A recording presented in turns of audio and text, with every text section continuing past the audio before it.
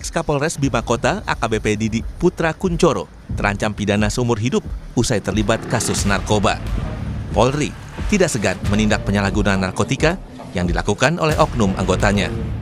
Kadif Humas Polri, Irjen Joni Edison Isir, memastikan tidak akan ada perlakuan istimewa bagi anggota Polri yang tersangkut kasus narkoba.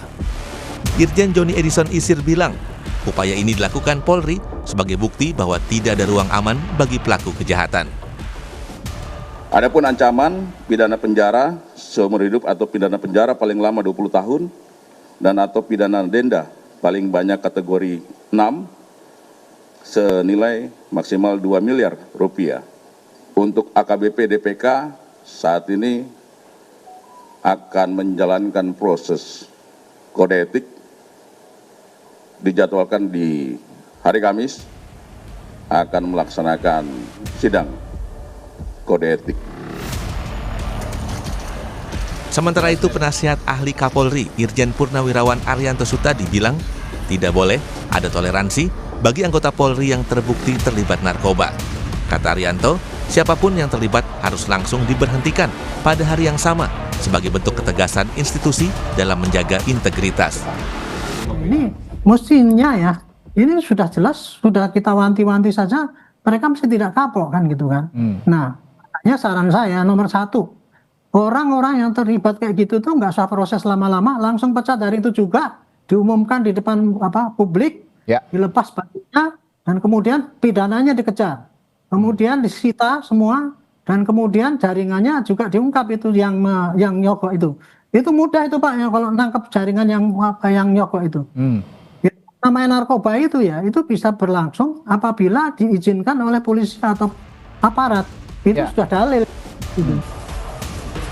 Di sisi lain, pengamat Institute for Security and Strategic Studies atau ISES bilang harus ada evaluasi menyeluruh di tubuh Polri.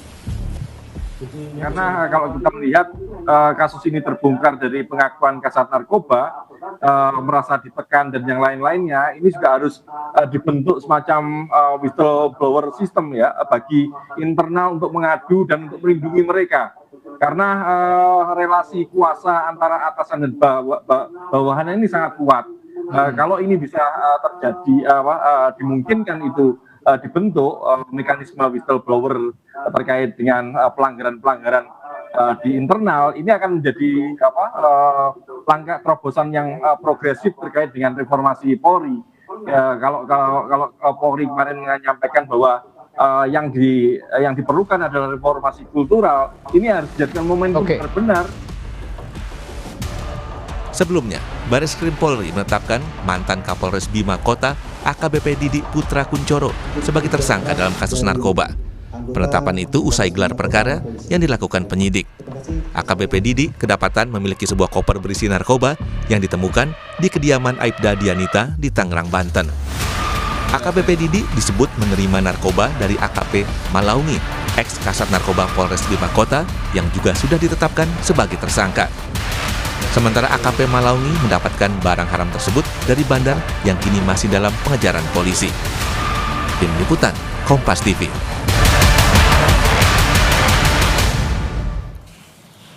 Ex-Kapolres Bima Kota AKBP Didik Putra Kuncoro ditetapkan sebagai tersangka dalam kasus narkoba. AKBP Didik pun terancam pidana seumur hidup usai terlibat kasus narkoba. Seperti apa pengawasan terhadap penegak hukum yang menangani kasus narkoba agar hal serupa tidak terulang kembali? Dan bagaimana memberantas peredaran narkoba di internal kepolisian? Kami akan bahas dengan sejumlah narasumber yang sudah bergabung melalui sambungan daring. Yang sudah bergabung ada Ketua Penasehat Ahli Kapolri Komjen Purnawirawan Ito Sumardi, dan nanti akan juga bergabung menyusul anggota Komisi 3 DPR RI fraksi PKB Hasbiallah Ilyas. Saya sapa dulu Pak Ito, selamat pagi Pak Ito. Selamat pagi Mas Pri, selamat pagi Pak Hasbi. Ya, Pak Ito, bicara soal kasus ini yang sedang heboh di Bima Kota. Kemudian ini kan kasusnya berjenjang gitu ya Pak ya, berawal dari Bribka Karol, kemudian naik ke AKP Malaungi, kemudian naik lagi ke Kapolresnya AKBP Didik gitu. Anda melihatnya ketika kita ada kasus seperti ini yang berjenjang seperti ini, apakah kita hanya berhenti sampai di tingkat Kapolres atau perlukah kita kemungkinan untuk melihat adanya keterlibatan, mungkin ada oknum yang ada di atas Kapolres? Ya, ini pasti ya Mas Bre ya, kita mungkin ingat dulu kasus yang melibatkan seorang petinggi Polri ya di Sumatera Barat, itu kan juga melibatkan daripada anggota-anggotanya. Nah, di sini kan terjadi lagi. Nah, sangat disesalkan ya, dan tentunya ini mencederai proses reformasi yang sedang berjalan. Nah, terkait dengan kasus ini, kan sekarang sudah ditarik ke Mabes Polri. Berarti Mabes Polri saat ini akan berusaha mendalami keterlibatan jaringan-jaringan, baik jaringan itu yang ada di internal maupun jaringan yang di luar. Kita semua tahu bahwa ini kan mulai dari Kapolres ya, yaitu AKBP, DPK, kemudian juga hasil pengembangan dari seorang Kasat Narkoba. Ya, nah, saya kira mungkin di sini nanti Mabes Polri juga harus melakukan langkah-langkah agar jangan sampai terjadi lagi ya. Tapi kan sulit ya, Mas Bre ya, kan bagaimanapun manusia kita nggak tahu ya bagaimana terjadinya ini, dan ini tentunya yang paling diharapkan adalah pengembangan kasus secara tuntas dan juga sanksi hukum yang betul-betul harus bisa menimbulkan efek deteren. Kalau tidak ini akan terjadi terus ya. Saya kira ini yang mungkin menjadi pekerjaan rumah bagi Mabes Polri, dan Bareskrim saat ini sedang berupaya untuk secara intensif bekerja sama atau berkoordinasi dengan Polda NTB untuk bisa mengungkap termasuk jaringan pemasoknya itu yang saat ini sedang melarikan diri ya, saudara KE itu. Mudah-mudahan ini bisa dilakukan satu pengembangan maupun pendalaman yang betul-betul komprehensif dan mendalam, demikian. Nah, untuk pengembangannya ini Pak Ito, apakah kita hanya mengandalkan misalnya, ini kan kata pengacara dari AKP Malaungi, ini kan apa yang dilakukan dia itu adalah sesuai dengan perintah atasannya, yang mana ini adalah AKBP Didik. Apakah hanya dengan nyanyian ini kemudian kasus ini bisa berkembang ataupun bisa dilihat siapa yang lagi yang terlibat di atasnya gitu Pak Ito? Ya, kalau seorang pelaku itu kan tentunya Mas Bre berupaya untuk bagaimana meminimalisir keterlibatan yang bersangkutan. Tentunya Mabes Polri pun juga mereka juga sudah punya taktik sendiri pengembangannya. Kita tahu pada saat dulu ya di Sumbar juga kan kejadiannya sama ya. Dan ini akan dikembangkan terus, tidak menutup kemungkinan ada lagi pihak-pihak lain yang mungkin terlibat di sini ya, baik secara internal maupun secara eksternal ya. Tapi bagaimanapun juga hasil nanti sidang kode etik itu pun nanti akan menentukan karir yang bersangkutan, sekaligus juga nanti kalau mereka sudah diberhentikan dengan tidak hormat, maka ini adalah bisa menjaga objektivitas penyidikan ya. Karena bagaimanapun kalau masih berdinas itu pasti akan ada semacam kendala. Tapi kalau sudah di pemberhentian dengan tidak hormat, maka ini sudah merupakan satu kebebasan untuk kita bisa mendalami kasus ini. Saya kira itu yang dilakukan saat ini oleh Bareskrim. Oke, PTDH ini kuncinya ya Pak ya, agar tidak mempengaruhi gitu proses penyidikan. Jadi pidananya nanti bisa nyusul seperti itu. Tapi yang jadi pertanyaan lagi ini Pak, ini kan yang terlibat adalah perwira semua nih, dua-duanya gitu. Nah, ini untuk perwiranya saja masih ada yang terlibat dan terungkap gitu. Apalagi kita bisa mengawasi yang di bawah-bawahnya gitu Pak Ito. Ya itu ya, jujur saja kan sebagai manusia tidak mungkin kita bisa mengetahui apa yang ada di dalam hatinya. Ini juga termasuk pola kehidupan ya, yang selama ini menjadi salah satu sasaran komite reformasinya Pak Kapolri, yaitu gaya hedonisme ya. Kalau sudah gaya hedonis kan untuk bisa memenuhi itu dia akan berusaha mendapatkan sesuatu untuk memenuhi kebutuhan hedonnya itu ya, gaya hedonismenya.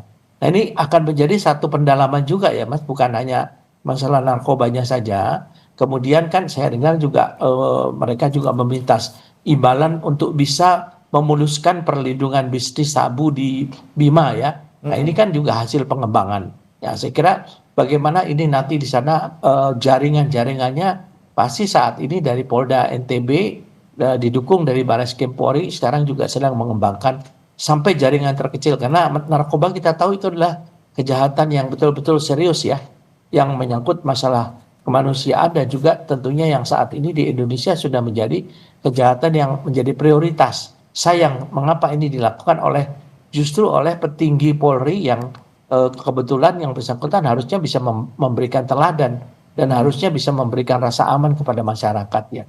Ini yang sangat disesalkan oleh Polri tentunya. Dan inilah oknum, kembali adalah masalah manusia. Manusia ini kan kita sulit untuk bisa mengetahui apa yang ada dalam hatinya. Sehingga nanti penyelidikan juga terhadap istri yang bersangkutan ada dilihat daripada menseanya.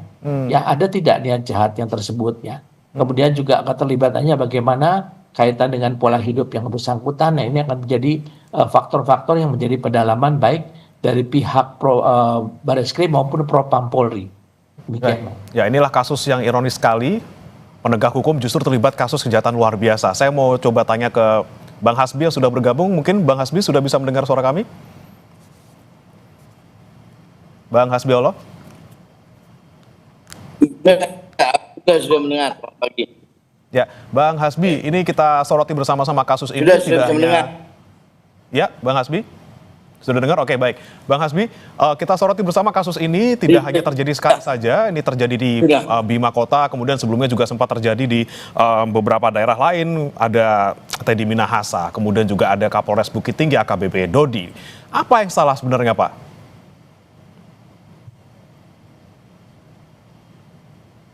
Menurut saya begini, saya sebagai Komisi 3 sangat prihatin atas kejadian apa yang terjadi di Bima ya Pak.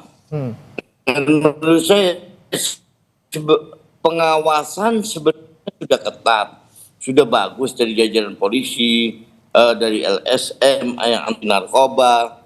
Nah, ini soal apa yang terjadi di Kapolres Bima ini soal karena ketidakdisiplinan dari oknum polisi, pengawasan yang harus dikuatkan. Ini soal mental yang memang bisa kita menggeneralisir bahwa kejadian ini seluruh polisi seperti ini gitu lah. Nah, pengawasan harus lebih diperketat lagi. Karena memang jaringan narkoba coba kita bayangkan bukan hanya di kepolisian. Kita bisa lihat misalnya dari Sumatera itu Pak, dari Malaysia itu masuk melalui Sumatera kan sangat banyak. Nah ini harus kerjasama yang maksimal antara kepolisian dan BNN. Pengawasan diperketat, tapi kemudian bagaimana kalau misalnya godaannya sangat besar gitu, kalau di bidang narkoba, ini kan pasti banyak melibatkan orang dan juga melibatkan uang yang jumlahnya tidak sedikit, bisa miliaran gitu. Bagaimana kemudian Komisi 3 menyoroti ini dan mungkin apa saran yang bisa diberikan kepada kepolisian? Nah, ini harus kerjasama maksimal antara kepolisian, BNN. Menurut saya kita harus melibatkan LSM anti narkoba dan juga kalau perlu TNI dilibatkan di sini. Sebab kenapa?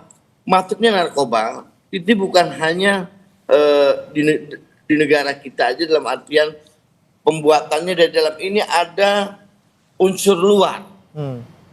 Belum lama saya misalnya kunker ke spesifik itu ke daerah Sumatera, belum ke Batam. Itu bagaimana narkoba itu masuk dari wilayah dari Malaysia, dari luar Indonesia. Dan kenapa bisa lolos? Nah ini kenapa bisa lolos? Ini kan berarti ada oknum yang dari kepolisian mungkin ya, oknum kepolisian yang terlibat mungkin. Nah di sini pengawasan harus lebih diperketat. Memang narkoba di Indonesia ini sudah relatif lebih canggih dari kepolisian. Salah satu contoh misalnya kapal yang ngangkut narkoba itu kemarin saya ke Batam itu Pak, ada informasi dari kepolisian Batam itu bahwa kecepatan kapal mereka ini sangat tinggi dibanding dengan kecepatan kapal dan itu banyak yang masuk narkoba dari asing seperti itu. Nah, oknum-oknum seperti ini memang harus kita kepolisian harus lebih mempertegas lagi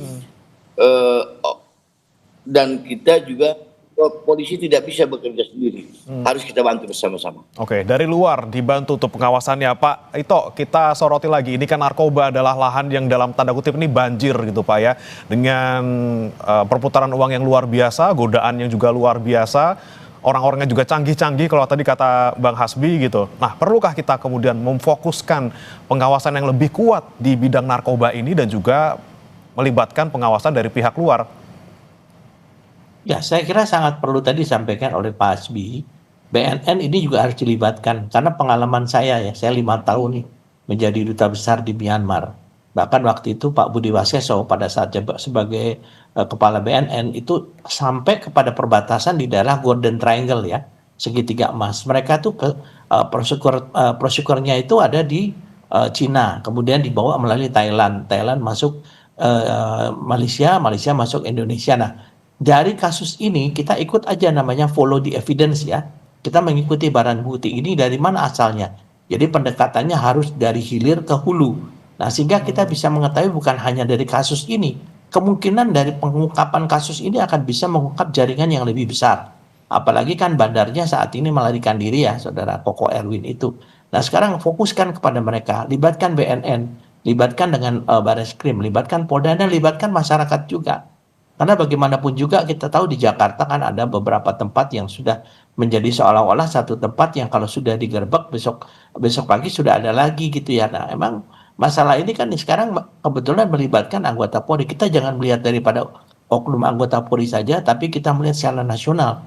Nah, dari kasus di Bima ini tentunya kita harus segera secara serius melakukan menelusuri dari dari hilir ke hulu, dari mana asalnya, siapa-siapa yang terlibat, dan diungkap kepada masyarakat gitu ya. Jadi jangan sampai ada kesan bahwa kasus ini diperkecil ya, seperti tadi sampaikan penasihat hukumnya kan. Saya kira ya, kita semua harus bisa membuka diri kita untuk kepentingan nasional ya. Saya sangat setuju tadi oleh Pak Hasbi, termasuk DPR tentunya kita juga sangat apresiasi dan berharap bahwa kita bisa diberikan perkuatan daripada undang-undang yang khusus memberikan hukuman yang setimpal. Saya baru kembali dari Vietnam ya Mas Bre. Di sana itu pengguna narkoba itu dihukum mati ya.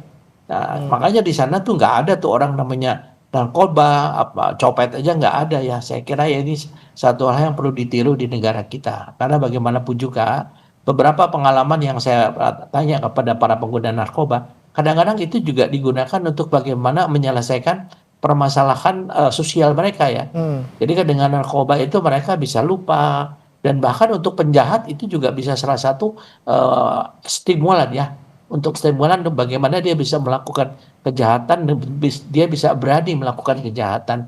Nah, ini yang tentu harus melakukan berbagai instansi atau lembaga untuk bisa mengungkap kasus ini. Kalau kita ingin narkoba kita berantas di Indonesia, terutama sanksinya tadi. Barangkali melalui Pak Hasbi kita juga bisa merumuskan sanksi hukuman mati. Jadi jangan seperti sekarang mereka ditetapkan sebagai korban ya. Kemudian ya sudah akhirnya bagi pelakunya itu juga tidak ada efek deteren ya. Saya kira itu yang mungkin perlu kita perhatikan bersama.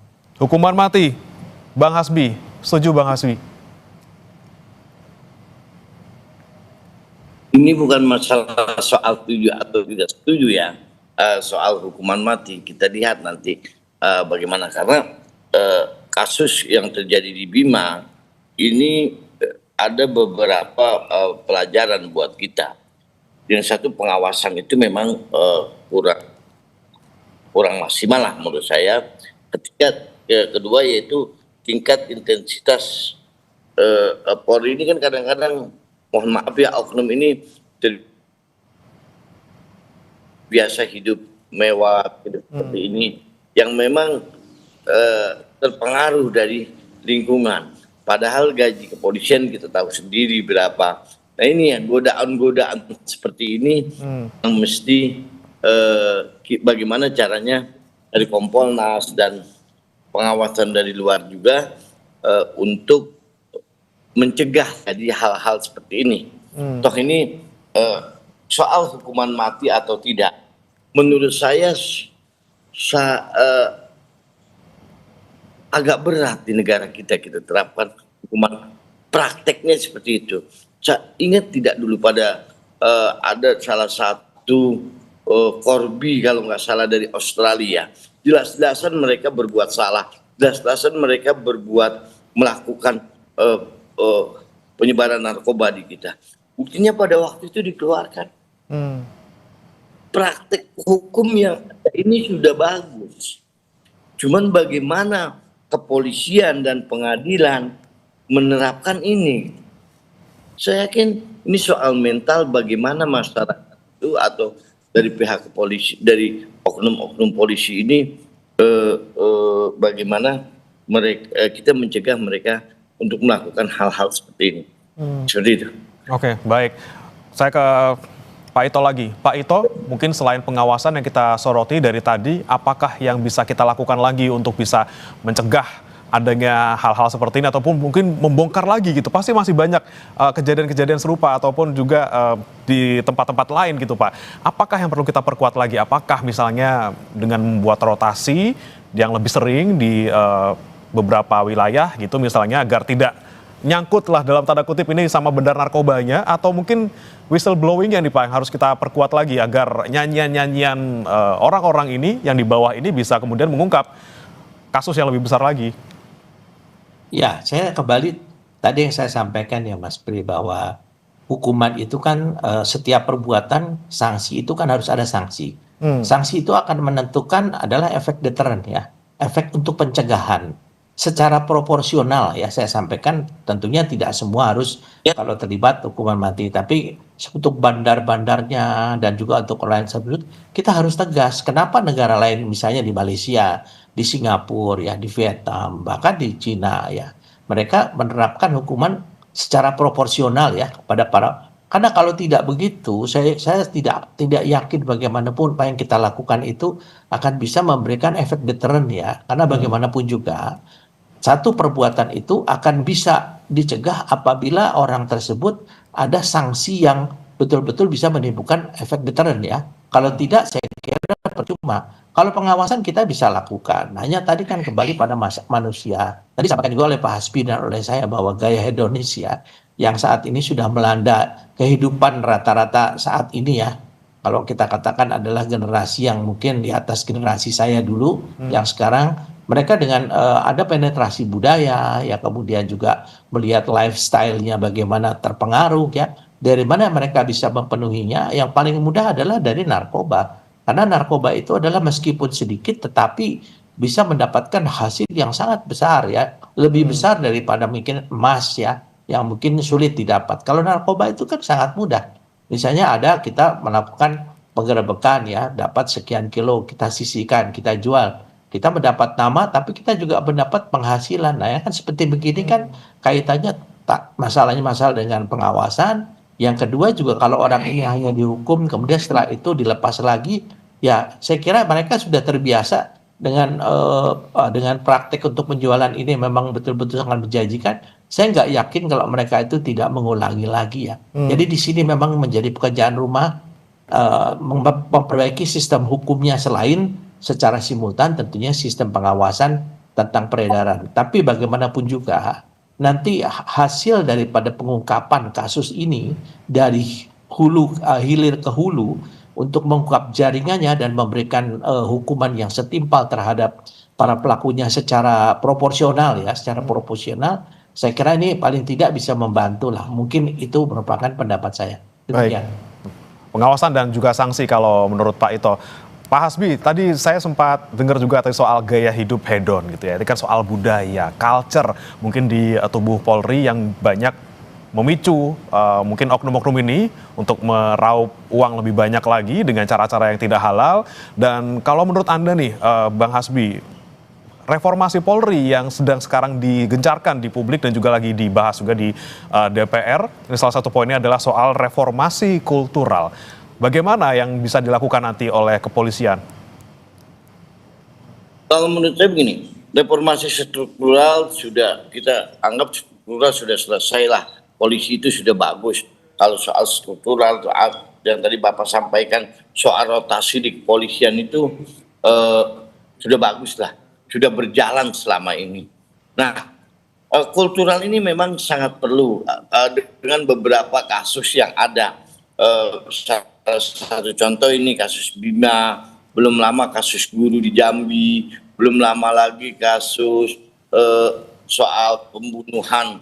Nah ini dengan KUHP yang baru disahkan oleh DPR bersama dengan pemerintah. Nah dari sini kita bisa melihat bahwa sudah keharusan yaitu percepatan reformasi kepolisian secara kultural.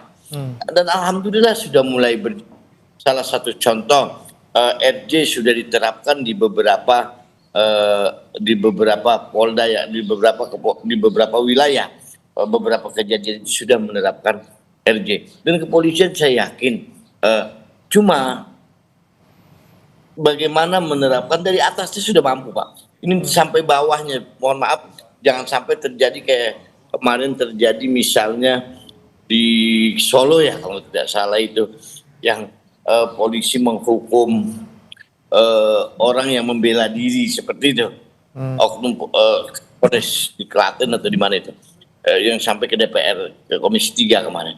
Nah, ini keharusan bagi kepolisian, yaitu bagaimana mereformasi secara kultural, supaya ini lebih humanis lagi dengan masyarakat. Oke, reformasi kultural di dalam percepatan reformasi Polri. Pak Ito, ini soal kultural lagi-lagi ya. Ini kan kalau bicara kultural berarti kan bicara soal personel, masing-masing pribadi kepolisian gitu. Nah, apakah kita perlu juga untuk mereformasi bagaimana tata cara untuk merekrut, kemudian juga melatih personel kepolisian ini supaya kita bisa pastikan gitu mereka adalah orang-orang terpilih yang secara mental juga baik, secara fisik juga baik, agar ya seperti ini tidak ada lagi gitu, Pak Ito. Iya, sangat perlu, Pak. Sangat perlu, Mas Bri. Saya kebetulan di Penasihat Ahli Kapolri itu kita selalu melakukan rapat rutin bersama Bapak Kapolri dan Wakapolri. Salah satu sasaran kita adalah memperbaiki bagaimana proses pengadaan sumber daya manusia Polri ya, dari mulai pendidikan, meritokrasi ya, kemudian bagaimana penempatannya dengan menggunakan asesmen ya, dengan asesmen ini kita lakukan meskipun saat ini kan sedang berproses ya. Kembali tadi kan kalau dalam pepatah orang Minang mengatakan dalam laut bisa diukur hati orang siapa tahu ya. Saya kira mungkin ini pun juga menjadi sesuatu yang akan menjadi evaluasi ya. Kenapa ini bisa terjadi? Tapi sekarang yang sudah dilakukan adalah bagaimana kita menerapkan merit system, kita menerapkan betul-betul objektivitas dalam penerimaan dengan menggunakan sistem IT ya. Jadi tidak ada lagi namanya titipan-titipan atau mungkin kalau hanya sebagai sesuatu yang sifatnya adalah merupakan penghargaan ya terhadap talenta-talenta tersebut, tentunya itu juga sudah melakukan pertimbangan bagi pimpinan Polri. Jadi kembali reformasi kultural itu tidak semudah seperti membalik telapak tangannya. Tapi kita tetap berlangsung terus dengan pengawasan DPR dan saya yakin apa yang sudah dilakukan saat ini jauh lebih baik daripada waktu-waktu sebelumnya ya, setelah dibentuknya tim reformasi, percepatan reformasi di Polri, kemudian juga dari Komisi Percepatan Reformasi Birokrasi di pemerintah ya, yang diketuai oleh Pak Jimli. Saya kira ini sudah sinkron, tinggal sekarang bagaimana kasus-kasus ini, mengapa ini bisa terjadi, harus didalami, bagaimana agar ini sampai tidak terjadi lagi. Ini pun harus menjadi satu pedoman yang dibuat oleh Polri sehingga kultur ini bisa diawasi, sekaligus juga bisa diberikan satu untuk bagaimana faktor jangan sampai ini terjadi ya, yaitu sanksi. Baik sanksi administrasi di kepolisian maupun sanksi hukum ya, yang tentunya secara proporsional dapat memberikan efek deteren bagi para pelakunya. Demikian, Pak. Baik, kembali lagi saya ke Bang Hasbi. Bang Hasbi, memang sekarang semuanya sedang berproses, reformasi sedang dipercepat, di DPR juga sedang fokus terhadap itu, tapi kemudian kepercayaan publik ini sudah terlanjur luntur nih, Bang Hasbi, dengan banyaknya kasus-kasus yang melibatkan oknum polisi yang terlibat di dalamnya. Bagaimana nih sementara untuk bisa mengembalikan kepercayaan publik terhadap polisi? Oh enggak, kepercayaan masyarakat terhadap polisi beberapa bulan yang lalu hasil survei Kompas kok. Kalau tidak salah masih bagus itu. Masih bagus kepercayaan masyarakat terhadap kepolisian. Ini hanya oknum. Dari sekian banyak kepolisian yang ada, hanya beberapa orang yang melakukan ini. Mas, coba hari kita liburan. Hari ini kita libur, hari Senin, hari Selasa. Siapa yang jaga di lapangan kalau bukan polisi? Pada waktu Idul Fitri, pada waktu kita merayakan hari Natal, kita merayakan dengan keluarga, kita lihat bagaimana polisi di lapangan. Mereka bahkan sampai 3 hari, sampai 4 hari. Saya yang melihat langsung dan kebetulan saya di Komisi 3. Bagaimana susahnya mereka. Jangan semua kesalahan ini, saya sangat tidak sepakat. Kalau semua kesalahan ini dilimpahkan kepolisian. Betul bahwa negara yang baik kalau 70%-nya polisi itu baik. bagus. Tapi kepolisian hari ini yaitu proses untuk menuju lebih baik lagi.